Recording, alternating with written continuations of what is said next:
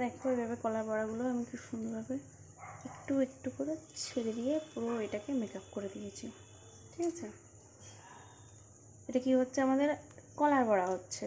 ঠিক আছে, কলার বড়াটাকে এখন আমি কীভাবে তৈরি করেছি, এই দেখো এখানে দিয়েছি ময়দা, দিয়েছি সুজি, দিয়েছি একটু মৌরি, দিয়েছি একটু নুন, দিয়েছি চিনি দিয়েছি। তার যতটা পরিমাণ ময়দা নেবে সে ততটা পরিমাণ সুজি অর্ধেকগুলোও হবে সুজি, এদিকে চিনিও ততটা পরিমাণ যেন মিষ্টিটা হয়, নাহলে ভালো লাগবে না খেতে। ঠিক আছে, আর একটু চিমটি মতন নুন আর একটু চিমটি মতন মৌরিটা দিলে কি একটু সুন্দর গন্ধ হয়। ঠিক আছে, তারপর এরকমভাবে সুন্দর করে মেখে তারপর এরকম কড়াইতে দিয়ে দিয়েছি। এগুলো আস্তে আস্তে করে এখন হচ্ছে, লাল লাল হয়ে এসছে। তারপর আস্তে আস্তে করে এরকম উল্টে দেবে। যখন একটু লাল হয়ে আসবে এরকম সুন্দর করে উল্টে দেবে। আস্তে আস্তে ভাজা হয়ে গেলে তারপর এরকম করে নামিয়ে ফেলবে।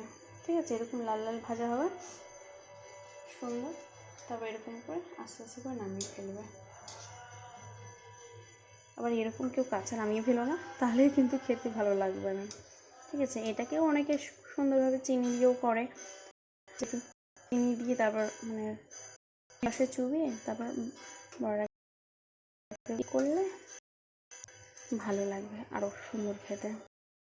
ছোটোবেলা থেকে এরকমই খেয়ে এসেছি মামাসির কাছে, এখনও আমি এরকমভাবেই আমরা তৈরি করে খাই।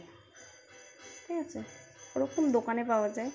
বড়াটাকে একটুখানি মিষ্টি রসের চিনি রসের মধ্যে দিয়ে তারপর মিষ্টির মতন করে খাও। দেখো কত সুন্দর টপস টপস ফুলছে, দেখতে দারুণ ফুলেছে, দারুণ হেভি লাগছে দেখতে। এটাকে এত সুন্দর যে ফুলেছে কলা, যেহেতু তো এটাকে তালের বড়াও করা হয়। তালের বড়া খেতে ভালোবাসো এরকমভাবেই মাখবে, শুধু কলার বদল তাল দিয়ে দেবে, বা তালের মধ্যে কলা দিলেও ভালো লাগবে খেতে।